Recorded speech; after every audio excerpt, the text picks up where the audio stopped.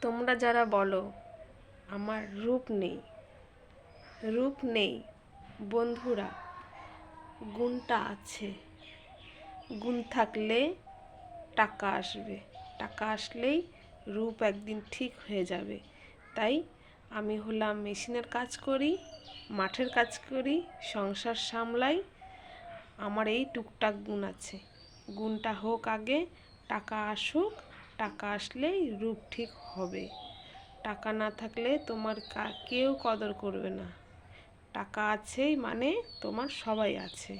টাকার পিছনে সবাই ছোটে, রূপের পিছনে কেউ ছোটে না। তোমার রূপ থাকলে কি আর হবে? গুণ থাকতেও লাগবে। তাই কাজ শিখে গুণবতী হতে হবে।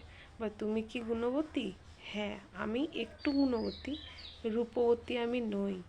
আমি শ্রীদেবী বা জুহি চাওলা বা তোমাদের মতো সুন্দরী আমি নই। আমি গুণবতী।